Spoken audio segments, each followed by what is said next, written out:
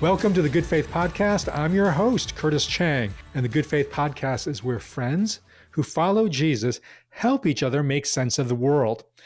And an important reality that's happening in the world is that American young men, and actually it's a global phenomenon, are struggling. They're struggling in our society, and on many metrics, they're falling behind peers, female peers, at an alarming rate. So why is this happening, and can something be done about it?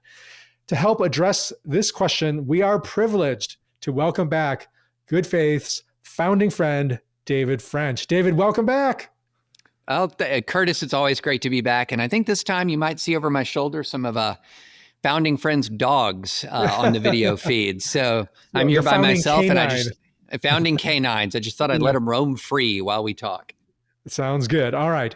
David, I know you've been thinking about this whole issue of males, their status, falling status, problematic status in society. And you recognize there's a lot of complexities here. But for our audience who may not even realize this is a problem, can you break this down? And what are the key indicators of this, quote unquote, falling behind? Yeah. So this is a tough thing to talk about because on one level, you look at the very top levels of American society, your CEOs, your generals, your legislators, the people who are sort of at that top layer. You would not look and think that men are having a problem. I mean, men overwhelmingly outnumber women in the Fortune 500 boardrooms. You have men overwhelmingly outnumbering women in many spheres of life, of high achieving life. But once you move past this sort of what I've called kind of like that tip of the spear cohort, men are struggling in a significant way compared to women. So at every stage of education, more men fall away from educate. The gap between men and women pursuing that education expands. So there's more women than men in community college, but not by much. There's more women than men in college by an increasing amount, more women than men in graduate school by a shocking amount. And so what you're seeing is that men are falling behind women very substantially in the aggregate in education. Well, that's a problem all by itself. I mean, you don't want to see those kinds of gaps, those kinds of achievement gaps between different cohorts of Americans. But then you magnify that with men are suffering problems with mental health at a rate that is surpassing women. Men have commit suicide at rates that far surpass women. The whole deaths of despair phenomenon, women, for example, do have more deaths of despair than they used to. And those are deaths by, say, suicide, alcohol, drugs, through basically think of it as self-inflicted harm, death through self-inflicted harm. Those deaths of despair are overwhelmingly male and overwhelmingly a particular cohort of men, single men. We see lots of evidence that men have declining friendships. So fully a quarter of men who have a high school degree or less have zero close friends, zero. This is a number that's expanded from 1% or 2% a generation ago to a 1/4 now. And so you're talking about friendlessness, loneliness, alienization.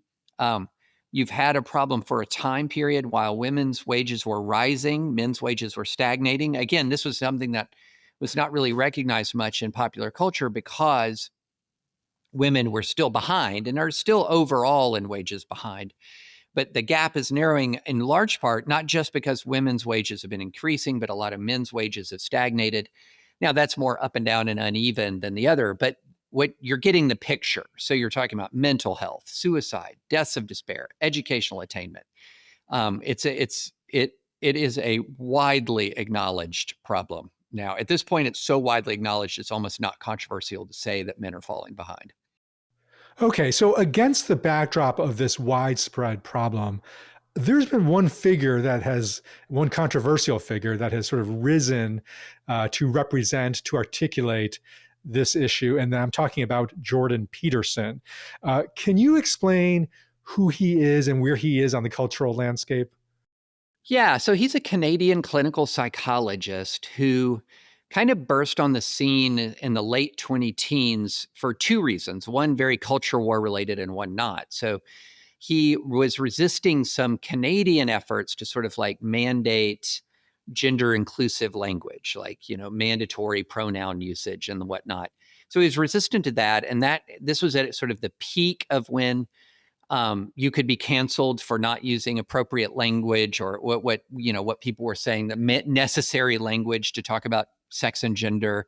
And so really at kind of this level of peak intolerance, he was somebody who was saying, look, I'm not going to use the language you tell me to use. And that led to a burst of fame. But what really, really catapulted him was this book called 12 Rules of Life. And it was a book that was really aimed at young men. And it was to call it a self-help book, I mean, it was a lot denser, thicker, more sophisticated than your average self-help book, but it was in some ways like a self-help book on steroids. And it was really aimed at men who had no real sense of purpose and no real sense of meaning in their lives. And he was kind of going in and trying to construct a sense of purpose and meaning from the ground up. And, beginning with the most basic things like make your bed, or, and then moved into much more sophisticated moral and psychological thinking that was really aimed at cultivating virtue. And it landed, you talk about right book, right time. Yeah. This was coming in at a time when on the left side of the spectrum, there was a lot of language and rhetoric about toxic masculinity. And some of that language, I think we can all acknowledge that there is such a thing as toxic masculinity. But a lot of it, that rhetoric was so aggressive, it almost veered into masculinity as toxic. Not that there's such a thing as toxic masculinity, but masculinity is inherently toxic. So around this time, the American Psychological Association comes out with a big study where it proclaimed that traditional masculinity ideology was harmful.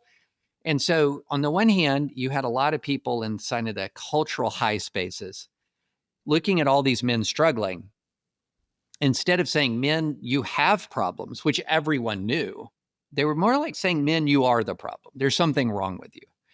And Jordan Peterson was not doing that. He was saying, no, men, and that came across in a lot of pop culture as very hostile to men. There was a lot of rhetoric on the left, like the future is female and all of this stuff. And so that came across as very hostile. And along comes Jordan Peterson, and Jordan Peterson's like, no, there's nothing inherently wrong with you. You just need some molding. You need some guidance. You need some mentoring. And men flocked to him. And so he was one of the early, this thing that we now call a manosphere has existed for a while, but he was really the first one, I would say, who reached like gargantuan proportions. I mean, his work was read across the English speaking world. He could sell out theaters for speaking engagements in England as well as the US. I mean, and so he really became a very key and important figure in what you might call the most modern iteration of the manosphere. Well, you recently appeared on his podcast. What was your impression of him? I mean, Yeah. Like a lot of the messages that you've just described him having, I would imagine, David, you and me, like we would say, yeah, that's right, virtue. We want that virtue. We want men to make their beds. So what was your impression of him? Well, it's a great question, because most people on the left who became acquainted with Jordan Peterson came acquainted with him through the culture war angle, the trans, gender pronoun controversy, and sort of how he stood up against the cultural left. And so he became a very flashpoint figure on the culture war. But he also had this whole other side that was much more sort of the more nurturing self-help side. And those two things have existed in tension in him ever since. And so he's become in some ways even more of a culture war type figure than he was, say, 6 years ago, because he's weighed in on things like vaccines and the Ukraine war. And in many ways, he's sort of become a rote, kind of when it comes to culture wars, you hate to say it, sort of a rote right-wing MAGA type suite of beliefs, right? And so, but at the same time, he's still got this whole other side of him. And so I was very curious walking in as which side were we going to be talking about? Like, what were we going to be leaning into sort of the things that we have shared concerns about with men? Or are we going to be leaning in? Because I had no idea, like, all the things we're going to talk about. Or are we going to be leaning into our disagreements? Because I've written publicly about disagreeing with Peterson. And what was interesting is I found out he started it because he wanted to talk to me, because he said, I wrote something that said the most favorable things about him he's ever read in the New York Times. And so that made him curious. He wanted to read, even though the piece I wrote, which talked about, the challenges of young men, and I noted how Jordan Peterson had had a positive influence in a lot of young men's lives.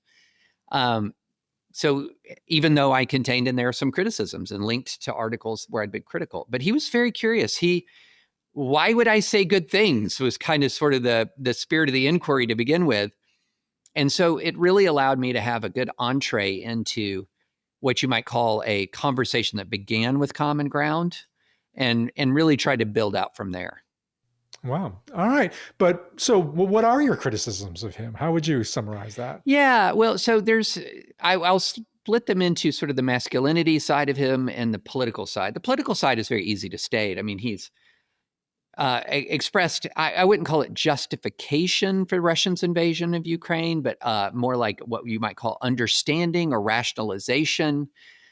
He hates sort of quote unquote wokeism so much that it is like a lot of people kind of came up in that anti woke world. It really sort of like hovers like this giant gravitational force around all of his analysis. Um, a lot of his vaccine commentary is just wild. Yeah. So those were easy political disagreements to identify. On the manosphere element, I think we had a lot of agreement on what are the manifestations of the problem. In other words, all of the declines in young men. And we had some commonality on what were the reasons for the problem, and then some differences on what the reasons were for the problem. And I would summarize our primary difference would be he has a much more culture war explanation for the struggles of young men, and I have a much more technological slash economic explanation for the struggles of young men. And if you're diagnosing things that differently, it's going to lead to very different kinds of solution sets, right? And so that leads to an awful lot of really intense disagreement between different folks who are very concerned, but who share alarm for what's happening with young men. But we have very different diagnoses of why this is happening. And in the conversation, we dived into that, and he articulated at one point early on like a sort of full indictment of why men are falling behind in school that was steeped almost completely in culture war things, culture war elements, and some not. He talked about a lot about extremely high usages, prescription rates of certain kinds of medication, for example, in young boys. But a lot of it was, they're taught that their masculinity is toxic. They taught that marriage is oppressive. They've taught that the things that they like to do destroy the planet. And so they just get beat down and beat down and beat down and demoralized. And when he was unrolling all of that, it was really striking to me because he was describing an experience you might have in some very highly progressive, more radical educational and ideological environments, but not one that is widespread or common. And certainly not the experience of education that the men who are suffering the most from deaths of despair receive, because the men who are suffering the most from deaths of despair tend to be in very red rural areas. So that is not where you're going to go and you're going to get the full suite of wokeism in Right. rural Tennessee or rural West Right. Virginia. Right. But So it is following your issue of technological industrial sort of disruption explanation, right? It's in these states where absolutely. you have the loss of jobs, loss of manufacturing, the hollowing out of a lot of the Americans' industrial base. So Oh, it's interesting that Jordan Peterson is almost, kind of doing a misdirect if you buy that as the real reason for what's happening among men. and so what you end up with is a sort of bifurcated difference in the response, because we would both agree that one of the ways you reach young men is not by telling young men there's something wrong with being masculine. You reach young men by loving them and affirming a positive vision of masculinity and mentoring towards a positive vision of masculinity. So we're going to have a lot of agreement on that, and even have an awful lot of overlap on what that looks like, from the standpoint of taking responsibility for yourself, treating people well, trying to find a good a good marriage and being a good husband within a good marriage, becoming a good father. All of those things you're going to have a lot of agreement. But where you're going to have a lot of disagreement is he would also say, but maybe that's not all of that stuff is very difficult to achieve until we defeat the left. Right. And Versus whereas I and would say, look, all those things you just named, it's a ton easier to make your bed, treat people with respect, get married, be a father if you have a well-paying job or yeah, a sustainable job, right? That's yeah. actually what makes it possible. So, It makes you, if you have a good job and a stable employment, it makes you more appealing and attractive as a potential husband. totally. It Yeah. allows you to start a family, to plan a family. There's so many things that go along with it. And there's so many horrific psychological ramifications that occur when people have unstable employment or insufficient employment or unemployment. And so that is absolutely. And then also, you have a situation in which, um, in many ways, the kind of default unique skill set of men, which really veers towards the physical, like the things that really set in motion this long-standing cross-cultural reality where in so many cultures, men have been the breadwinners, men have been the providers, the protectors. So much of that is rooted in the fact that for millennia of human existence, there was an element of brawn, of raw strength that was just inescapable if you wanted to live.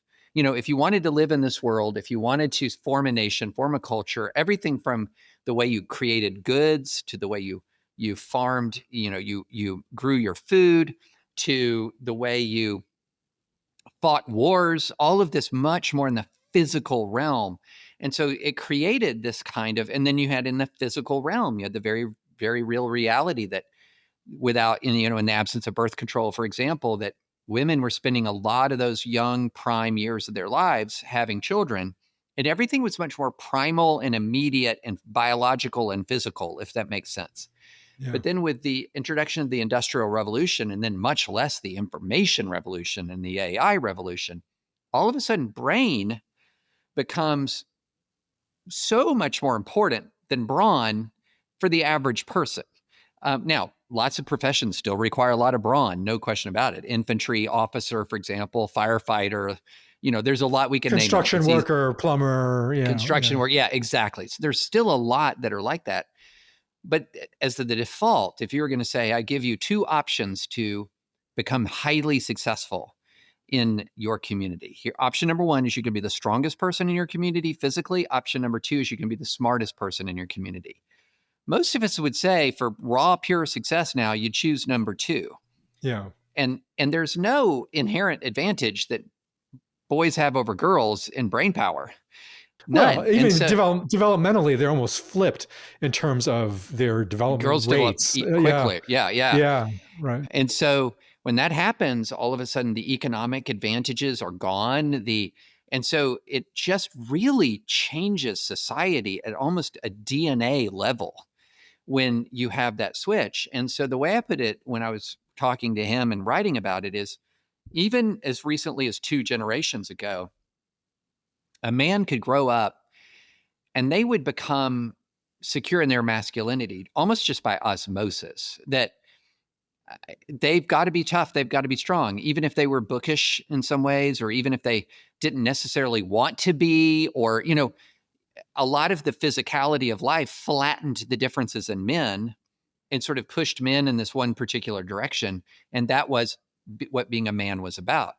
Well, now it does not happen by osmosis. It has to happen by intention. You have to have a vision for it and mentoring towards that vision at exactly the time, throwing in one other factor here, then when mentors are disappearing from the scene. Extreme problems with fatherlessness, extreme problems with lack of, for example, my friend Richard Reeves, who wrote a book called Of Boys and Men, pointed out Yeah. that there's very few male role models in elementary school anymore, even in middle school, not nearly as much. So you got a lot of young boys growing up with no father, no male teacher to look up to. And the data indicates that boys need male role models to thrive. I mean, not everybody. There are those very rare people who don't need a male role model at all, and they just go out into this world and are killing it. But by and large, boys need male role models. And so right at the time when we most need the mentoring and the role model to demonstrate the intention and model that what virtuous masculinity looks like is where they're least and most absent from the scene. David, I want to shift gears a little and ask you to talk about the political ramifications of this. I mean, if figures like Jordan Peterson and that message of culture war as the explanation for male falling behind, if that gains like traction as the dominant narrative, what does that do politically? Like, does it sort of outflank Democrats in terms of their message? Do Democrats even have a message on this front? Oh, yeah. So So this is one of the key stories of the 2024 election. A lot of people will say to you that the Democrats lost in 2024 in large part because they lost young men and they lost more men. Now, there's always been a gender gap. Men have tended to vote Republican, women have tended to vote Democratic, but it's not been massive. But the gender gaps across the world, by the way, are growing. And so what has happened is that sort of that culture war leading, culture war heavy explanation for why men are failing to thrive has become the dominant message of the manosphere.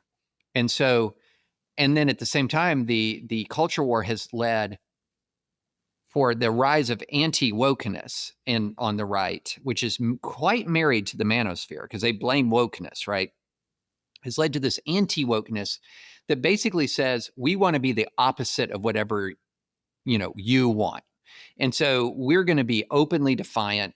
We're going to be openly aggressive and trolling even, maybe even taking like delight in how aggressive we can be and how vicious and how mean we can be. Because you want to turn men into eunuchs, and we want men who are like men with chests, and which is they totally don't understand the C.S. Lewis reference there. But we want we want manly men, and you want girly men, and so what it does is it creates this binary where it becomes almost part of the package that if you're a young man who is trying to find his way in sort of this world, that along with the package is also being sort of Trumpy or Republican or whatever, because it's just part of the resistance against this hatred of men.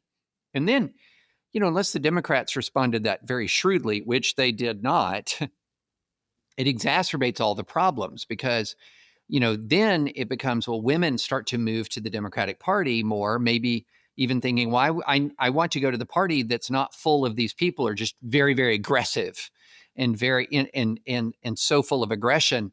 And it just creates this vicious cycle. And, I thought there was an opportunity for Democrats in 2024 to, look, this is a small thing in the scheme of things, but I think it's illustrative. And that is that the very last day of the Republican convention was what you might call man night. You had Hulk Hogan, you had Kid Rock, you had Dana White, the head of the UFC, Ultimate Fighting. You had, and then Donald Trump, of course. He was the capstone. He was the alpha. He was the silverback gorilla alpha of the group. And he comes in.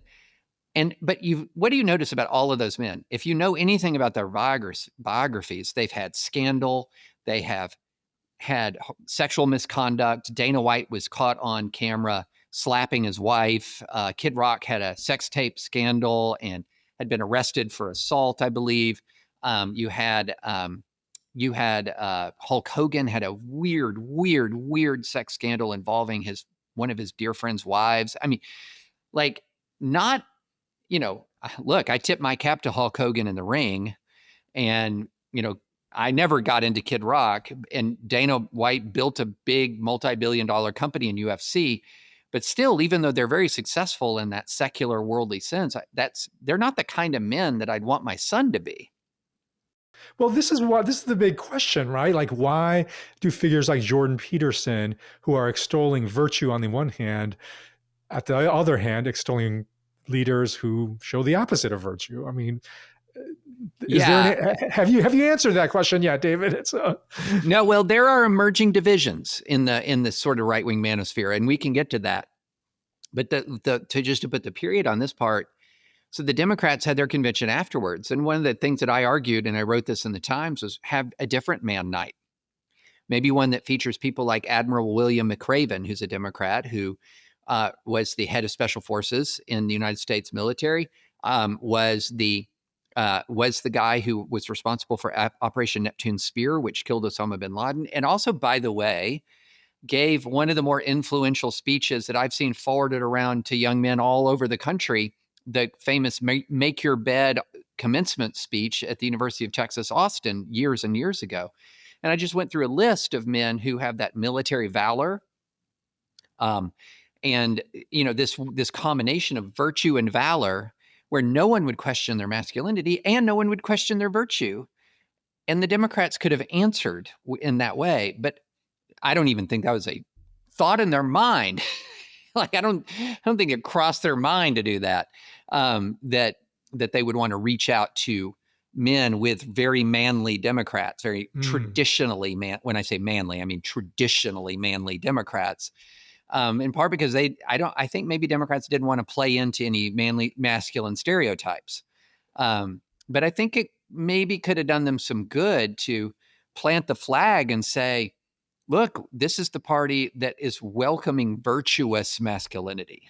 Virtuous masculinity. And look, I mean, I've at this point almost given up on the idea that either one of the two parties is going to like actually shape up. I mean, let's look at the New York mayoral primary where you had a socialist running against Andrew Cuomo, who was a serial sexual harasser. I mean, what are we doing here, guys? What are we doing here? Make the moral case for why now and why this population matters so much. Easiest thing in the world. These are human beings who are struggling, period, full stop. You should care about when women fall behind. You should care about when men fall behind. You should care about any human being who falls behind. The fact that Elon Musk does really well is meaningless to a kid growing up in a trailer park, right?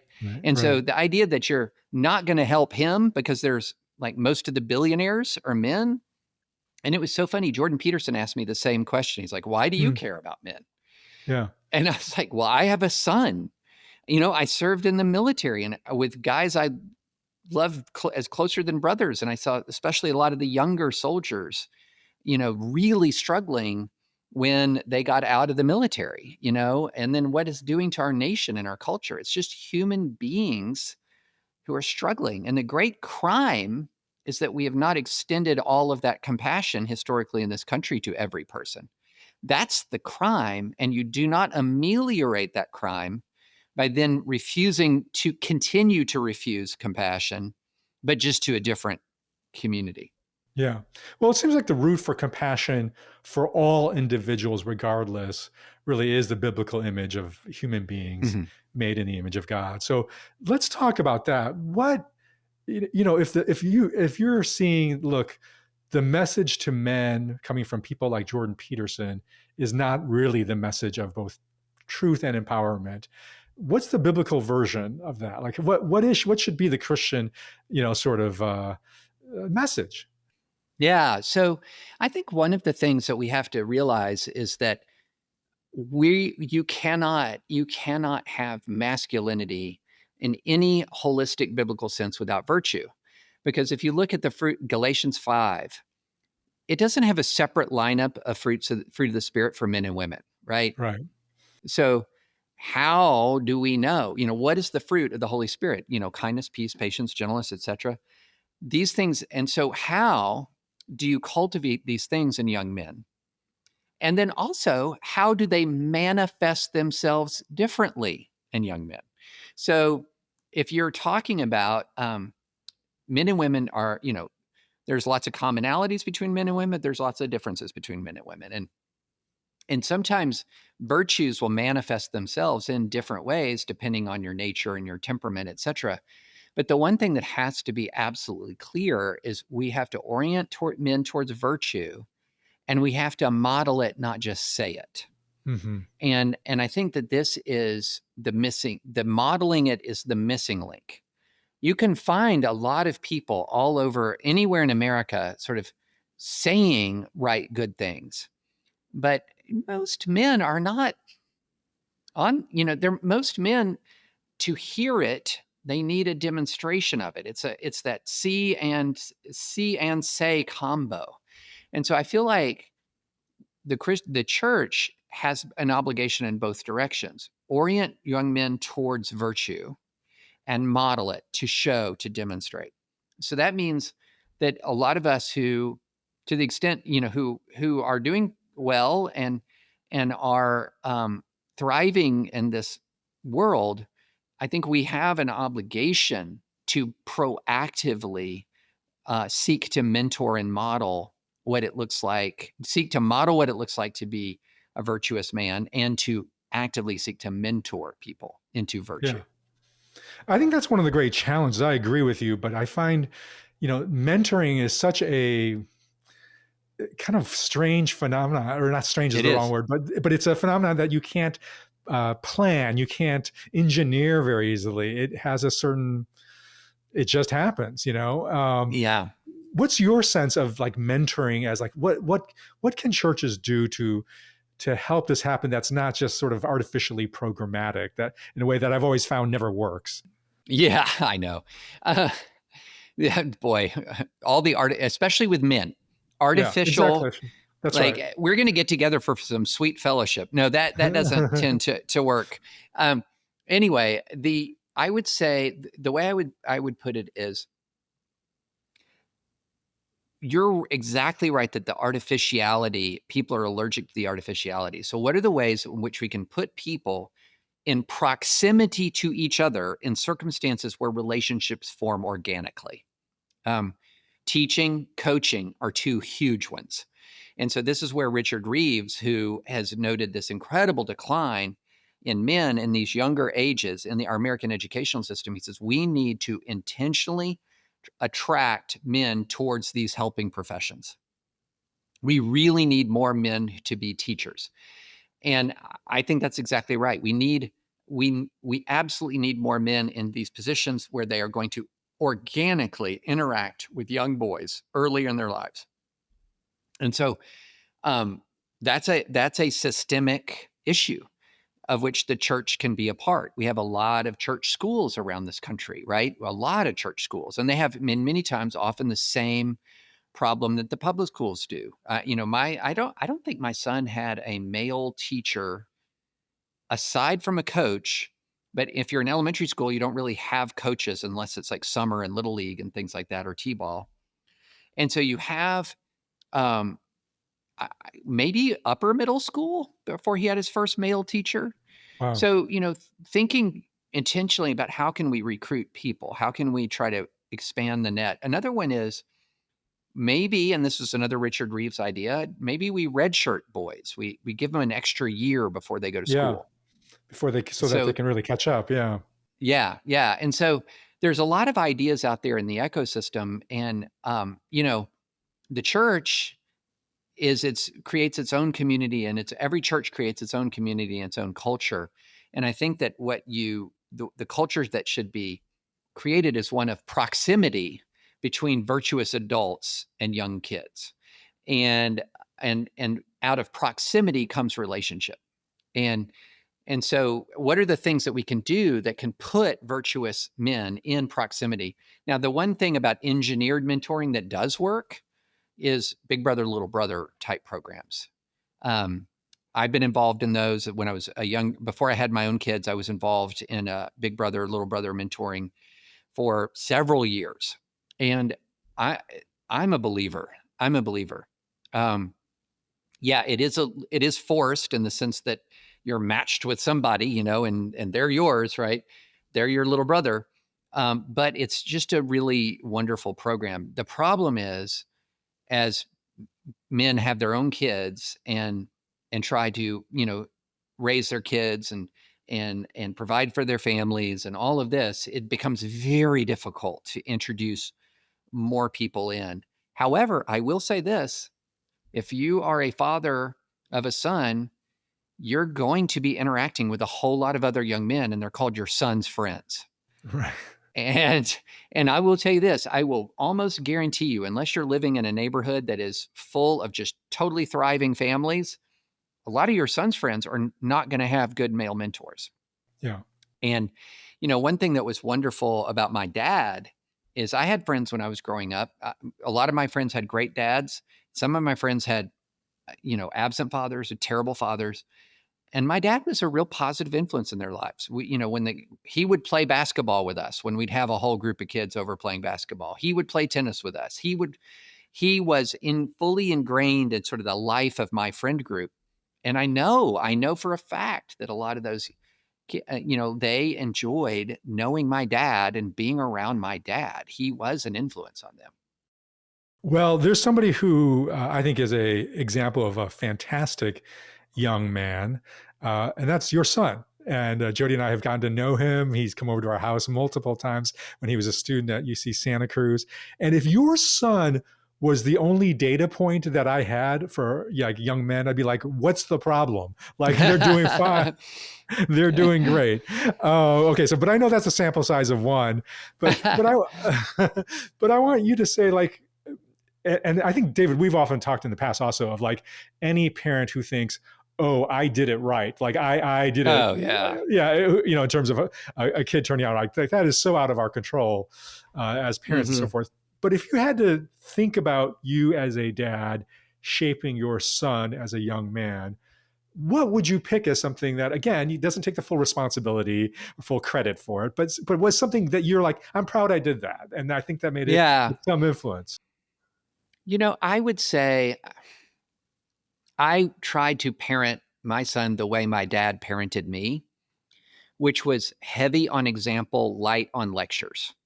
So my dad was very much a show, don't tell. Now, that's not to say that he didn't talk about what's right and what's wrong, but we didn't have conversations like, son, this is what it's like to be a man. We didn't have that kind of conversation, which sometimes you'll see on television. And I'm sure it can be quite effective and potent at the right moment, but it wasn't like, I'm training you. This is how I'm training you to be a young man. It was much more, this is how I'm living as a man. And then training me towards virtue, not virtue because it's what men do, but virtue because it's what people do. Yeah. And so I really tried to do the same thing. I tried to model the values that I wanted my son to hold and all three of my kids to hold. I tried to show, and I thought that the show was the most important part. And we talked, just like with my parents, we talked a lot with our kids, all of our kids, about virtue and about the fruit of the spirit and all, our favorite after party verse, Micah 6:8, all of this stuff. But the most important part was trying as imperfectly as we could to model it. And that's where, and I think that's where the rubber meets the road. And I definitely did not always model things the right way. I've made mistakes, but I also think that one thing that's very important when you're a father is being able to confess when you've made mistakes to your kids. Because sometimes young boys can see their father make mistakes. And if the father isn't humble enough to acknowledge mistakes, they'll think that the father is thinking something that's wrong is right, that they didn't make a mistake at all, that they don't care about the things that they did to other people or the pain they inflicted on other people. And so I think that modeling repentance and modeling humility is absolutely crucial in all of this, because by the time your kids get at a shockingly young age, your kids realize you're not perfect. Right. And so, yeah, trying to maintain that facade for more than 5 minutes is just not going to work. Yeah. All right, David, last question here. You've talked a lot about behavioral stuff like just now that you can do as a parent, some things as a church we can do in terms of mentoring and cross-generational relationships like that. But you've made the case, which I think is pretty persuasive, that the real driver of this is these large-scale systematic issues of technological and industrial dislocation. Given that, I mean, are we just sort of fighting a rearguard action with all of these behavioral and personal issues? Like, what can be done about the large scale driver that you've pointed out?